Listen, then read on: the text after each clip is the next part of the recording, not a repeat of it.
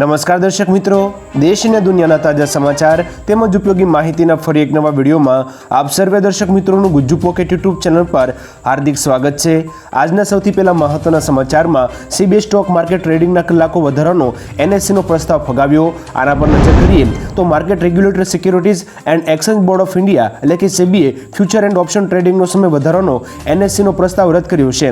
સેબીએ broking સમુદાયમાં સર્વસંમતિના અભાવના કારણે derivative સેગમેન્ટમાં બજારનો ટ્રેડિંગ સમય લંબાવવાની એનએસસી એટલે કે નેશનલ સ્ટોક એક્સચેન્જની દરખાસ્તને ફગાવી દીધી છે। એનએસસીના પ્રસ્તાવમાં ફ્યુચર એન્ડ ઓપ્શન ઇન્ડેક્સના પ્રથમ તબક્કાનું ટ્રેડિંગના કલાકો વધારી સાંજના 6 વાગ્યાના બદલે રાત્રે 9 વાગ્યા સુધી કરવાની દરખાસ્ત હતી। ટ્રેડિંગના કલાકો વધારવા પાછળનું કારણ આપતા એનએસસીએ જણાવ્યું હતું કે માર્કેટના સહભાગીઓને સાંજે આવતા વૈશ્વિક સમાચારોની અસર અને પ્રવાહ સમજવામાં મદદ મળી શકે છે। તો બીજા તબક્કાનું ટ્રેડિંગ 11:30 કલાક એટલે કે રાતના 11:30 કલાક સુધીનું લંબાવવા ભલામણ કરવામાં આવી હતી। તેમજ કેશ માર્કેટ ટ્રેડિંગના કલાકો સાંજના 5 વાગ્યા સુધી લંબાવવા પણ અપીલ કરી હતી। એના પછીના મહત્વના સમાચારોમાં પાકિસ્તાનમાં 100માંથી 18 લોકોએ સિગારેટ પીવાનું છોડી દીધું। આના પર નજર કરીએ તો તાજેતરમાં પાકિસ્તાનમાં એક સર્વે કરવામાં આવ્યો હતો, જેમાં ચોંકાવનારો રિપોર્ટ સામે આવ્યો છે। સર્વેમાં ત્યાંના 100માંથી 18 લોકોએ મોંઘવારી અને સિગારેટના ભાવમાં ભારે વધારાના કારણે સિગારેટ પીવાની આદત છોડી દીધી છે। પાકિસ્તાન આવેલા think tank centre for research and dialogue એટલે કે CRD દ્વારા એક સર્વે કરવામાં આવ્યો હતો, જેમાં દાવો કરવામાં આવ્યો છે કે સિગારેટના ભાવમાં વધારો થવાના કારણે છેલ્લા 1 વર્ષમાં પાકિસ્તાનમાં ધૂમ્રપાન કરનારા લોકોમાં 18% લોકોએ ધૂમ્રપાન કરવાનું છોડી દીધું છે। મોંઘવારી એટલી વધી છે કે એક ટાઈમ ખાવાના પણ ફાંફા પડતા લોકોને શોખ અને આદતો પર કાપ મૂકવાની ફરજ પડી છે। એના પછીના અગત્યના સમાચારમાં ગેસ પાઇપલાઇન મુદ્દે અમેરિકાની પાકિસ્તાનને ધમકી। આના વિશે વિગતથી જાણીએ તો પાકિસ્તાન અને ઈરાન વચ્ચે એક દાયકાથી ગેસ પાઇપલાઇન પ્રોજેક્ટ અંગે ચર્ચા વિચારણા થઈ રહી છે, પરંતુ હજુ સુધી તે આગળ વધી શકી નથી। ત્યારે આ મામલે અમેરિકાએ પાકિસ્તાનને ચેતવણી આપતા કહ્યું કે જો પાકિસ્તાન ઈરાન સાથે કોઈ પણ ડીલ કરશે તો તેણે પ્રતિબંધોનો સામનો કરવો પડશે। અમેરિકાની ધમકી બાદ ઈરાનનું પણ નિવેદન સામે આવ્યું છે। હાલ પાકિસ્તાન પ્રોજેક્ટ મામલે બે બાજુથી ફસાયું છે। જો તે પ્રોજેક્ટ આગળ વધારશે તો અમેરિકા તેની મુશ્કેલી વધારશે અને જો પ્રોજેક્ટ આગળ નહીં વધારે તો ઈરાન તેને સાણસામાં લેશે। એના પછીના મહત્વના સમાચારમાં ઉચ્ચ જાતિના લોકો પેપર સેટ કરે છે, આથી દલિત ફેલ થાય છે। આના વિશે વિગતથી વાત કરીએ તો કોંગ્રેસ નેતા રાહુલ ગાંધીનો એક વિડીયો સોશિયલ મીડિયામાં ખૂબ જ વાયરલ થયો છે, જેમાં તે કેટલાક લોકો સાથે વાત કરતા જોવા મળે છે। વિડીયોમાં રાહુલે કહ્યું કે ઉચ્ચ જાતિના લોકો પરીક્ષામાં પેપર સેટ કરે છે, તેથી જ દલિત જાતિના લોકો નાપાસ થાય છે।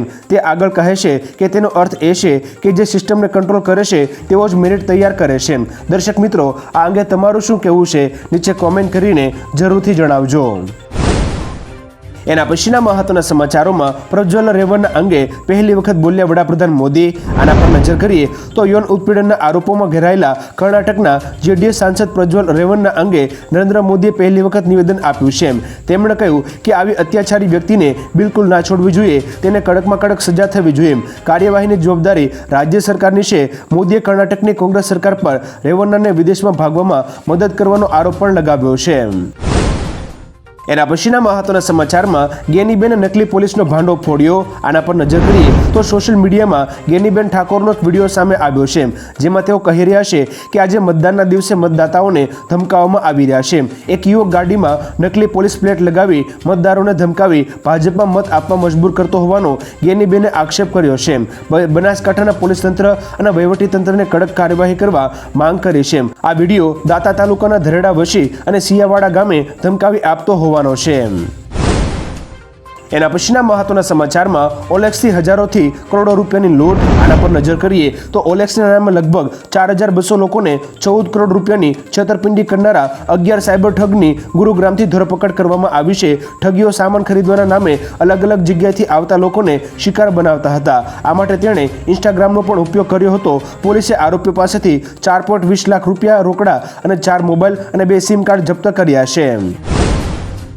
એના પછીના મહત્વના સમાચારમાં ગુજરાતમાં શાંતિપૂર્ણ રીતે મતદાન પૂર્ણ। આના વિશે વિગતથી વાત કરીએ તો ગુજરાતની 25 લોકસભા સીટ પર એકંદરે શાંતિપૂર્ણ માહોલમાં મતદાન પૂર્ણ થયું છે।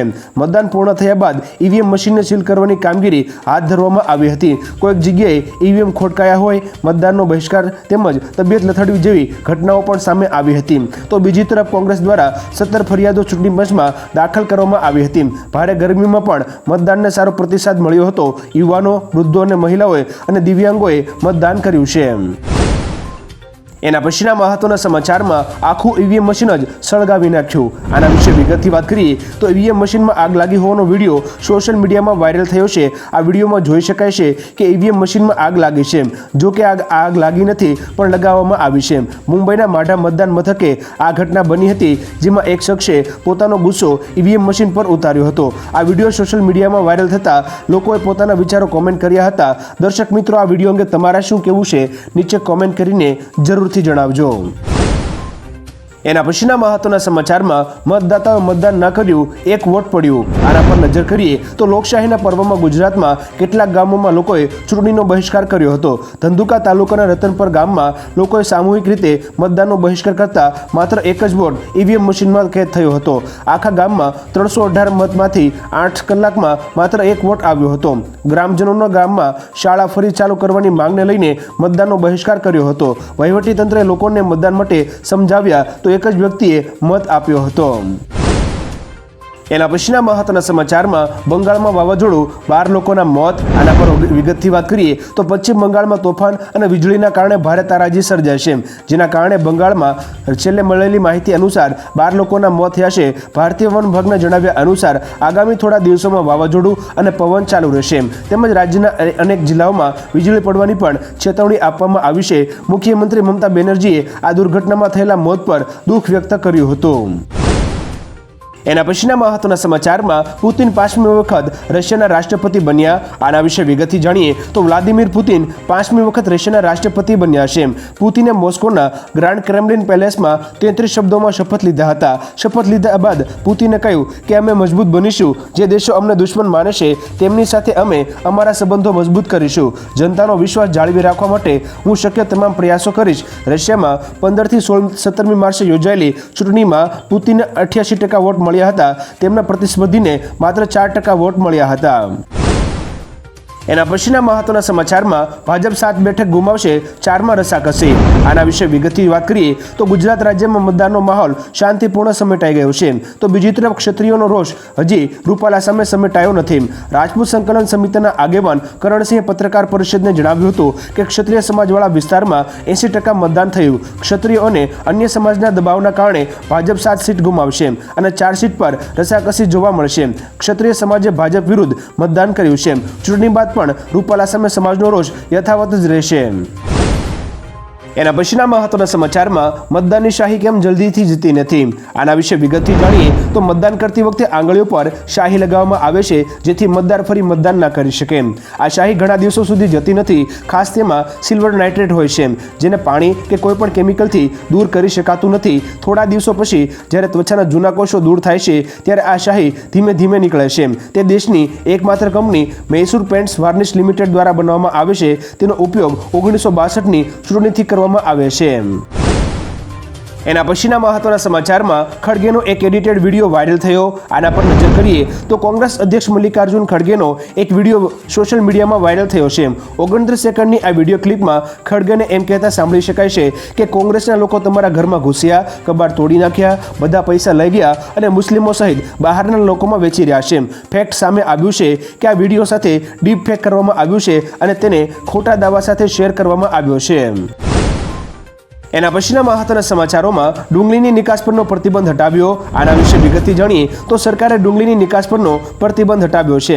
સરકારે ડુંગળીની નિકાસ પર 40% ડ્યુટી લાદવાનો નિર્ણય લીધો છે. આ સાથે લઘુત્તમ નિકાસ કિંમત એટલે કે MEP 45,800 રૂપિયા પ્રતિ મેટ્રિક ટન નક્કી કરવામાં આવી છે. ગયા વર્ષે ડિસેમ્બર મહિનામાં ડુંગળીના ભાવમાં વધારો થયા બાદ સરકારે તેની નિકાસ પર પ્રતિબંધ મૂક્યો હતો. હવે ડુંગળીના ભાવ સ્થિર થયા છે. આવી સ્થિતિમાં સરકારે તેની નિકાસ પરનો પ્રતિબંધ હટાવી લીધો છે. એના પછીના મહત્વના સમાચારોમાં ગૂગલ લાવ્યું નવી સર્વિસ, એપ્સ પર જોવા મળશે વિભાગનું નામ. આના વિશે વિગતથી જાણીએ તો ગૂગલ પ્લે સ્ટોર પર એક નવી સર્વિસ લઈને આવ્યું છે, જે અંતર્ગત સરકારી એપ્લિકેશનો પર ગવર્મેન્ટ લખેલો જોવા મળશે. એટલે કે જો તમે કોઈ પણ સરકારી એપને સર્ચ કરો છો તો તમે આ બેઝ દ્વારા તેને ઓળખી શકો છો. ગૂગલે આ સેવા એટલા માટે લાવી છે કારણ કે ઘણી વખત યુઝર્સ જે એપ ડાઉનલોડ કરવા માંગે છે તેના બદલે સમાન નામની એપ્સ ડાઉનલોડ કરીને છેતરપિંડીનો ભોગ બને છે. એના પછીના મહત્વના સમાચારમાં એર ઇન્ડિયાનો મુસાફરોને ઝટકો. આના વિશે વિગતથી વાત કરીએ તો ટાટા ગ્રુપની એરલાઇન એર ઇન્ડિયાએ મુસાફરોને ઝટકો આપ્યો છે. એરલાઇને ફ્રી સામાનની મર્યાદા 20 કિલોથી ઘટાડીને 15 કિલો કરી છે. અગાઉ એરલાઇન્સમાં ચેક ઇન બેગેજ તરીકે 25 કિલો સુધીની બેગ લઈ જવાની છૂટ હતી, જે ગત વર્ષે ઘટાડીને 20 કિલો કરવામાં આવી હતી. ટાટા ગ્રુપ એર ઇન્ડિયાને નફાકારક બનાવવા માટે નવા પગલાં લઈ રહ્યું છે. સરકારના નિયંત્રણ હેઠળ એર ઇન્ડિયાને અંદાજે 50,000 કરોડનું નુકસાન થયું હતું. એના પછીના મહત્વના સમાચારમાં કુસ્તીબાજ બજરંગ પુનિયાને મોટો ફટકો. આના વિશે વિગતથી વાત કરીએ તો ભારતીય રેસલર બજરંગ પુનિયાને મોટો આંચકો લાગ્યો છે. નેશનલ એન્ટી ડોપિંગ એજન્સી એટલે કે નાડાએ આ સ્ટાર રેસલરને અસ્થાયી રૂપે સસ્પેન્ડ કરી દીધો છે.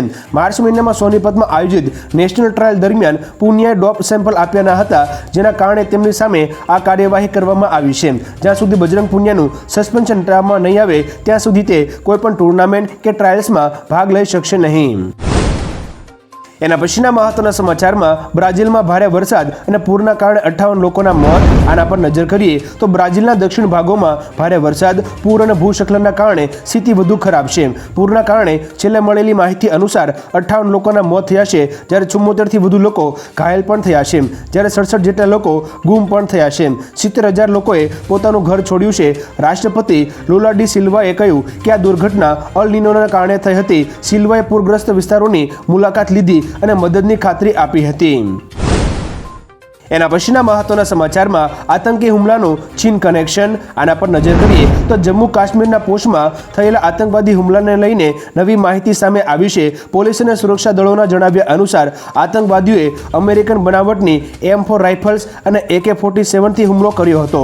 તેણે પિત્તળને બદલે સ્ટીલની ગોળીઓનો ઉપયોગ કર્યો હતો. થોડા દિવસો પહેલા એક રિપોર્ટ અનુસાર સ્ટીલ બુલેટ્સ ચીન દ્વારા બનાવવામાં આવે છે અને આ બુલેટ પાકિસ્તાન આર્મી દ્વારા આતંકીઓને સપ્લાય કરવામાં આવે છે. એના પછીના મહત્વના સમાચારોમાં રાહુલ ગાંધી સામે 200 વાઇસ ચાન્સેલરોની કાર્યવાહીની માંગ. આના વિશે વિગતથી વાત કરીએ તો દેશની લગભગ 200 યુનિવર્સિટીના વાઇસ ચાન્સેલરોએ રાહુલ ગાંધી સામે કાયદાકીય કાર્યવાહીની માંગ કરી છે. રાહુલોના આરોપોનું ખંડન કરતા તેમણે કહ્યું કે એક સંયુક્ત નિવેદનમાં જણાવ્યું હતું કે વાઇસ ચાન્સેલરની નિમણૂક પ્રક્રિયા યોગ્યતાના આધારે પારદર્શક રીતે કરાઈ રહી છે. રાહુલ ગાંધીએ કહ્યું હતું કે વાઇસ ચાન્સેલરોની નિમણૂક મેરિટને બાજુ પર રાખીને કેટલીક સંસ્થાઓ સાથેના સંબંધોના આધારે કરવામાં આવી રહી છે. ત્યારબાદના વધુ એક મહત્વના સમાચારમાં નીટ યુજી 2024નું પેપર લીક થયું. આના વિશે વિગતથી જાણીએ તો દેશની સૌથી મોટી પ્રવેશ પરીક્ષાઓમાંની એક નીટ યુજી 2024નું પેપર લીક થયાના સમાચાર સામે આવ્યા છે. કહેવામાં આવી રહ્યું છે કે બિહારની રાજધાની પટનામાં પેપર લીક થયું છે, જેના માટે FIR પણ નોંધવામાં આવી છે. આ મામલામાં પોલીસે ઘણા લોકોની અટકાયત કરી છે અને તેમની પૂછપરછ પણ શરૂ કરી છે. અટકાયત કરેલા લોકોમાં કેટલાક નીટના ઉમેદવારો પણ સામેલ છે. આ મામલામાં પોલીસે ઘણા વિસ્તારોમાં દરોડા પણ પાડ્યા છે. ત્યારબાદના મહત્વના સમાચારમાં મંત્રીના સચિવના નોકર પાસેથી મળ્યા રૂપિયાના ઢગલા. આના વિશે વિગતથી વાત કરીએ તો ઝારખંડ કોંગ્રેસના નેતા અને ગ્રામીણ વિકાસ મંત્રી આલમગીર આલમના સચિવના નોકરના ઘરેથી ઈડીને રૂપિયાના પહાડ મળ્યા છે. મંત્રીના પર્સનલ સચિવ સંજીવ લાલના નોકરના ઘરેથી 30 કરોડ રૂપિયાથી વધુની રોકડ મળી આવી હતી. પૈસા ગણવા માટે પણ મશીનો ખૂટી પડ્યા હતા. આ સિવાય ઈડીએ ઘરેણાં પણ રિકવર કર્યા છે. ઈડીએ રાંચીમાં આ કાર્યવાહી કરી છે. એના પછીના મહત્વના સમાચારોમાં પાકિસ્તાને બંગડીઓ નથી પહેરી. ફારૂક અબ્દુલ્લાના નિવેદન વિશે વાત કરીએ તો જમ્મુ કાશ્મીરમાં પૂર્વ મુખ્યમંત્રી ફારૂક અબ્દુલ્લાએ રાજનાથસિંહને જવાબ આપતા એક વિવાદિત નિવેદન કર્યું છે.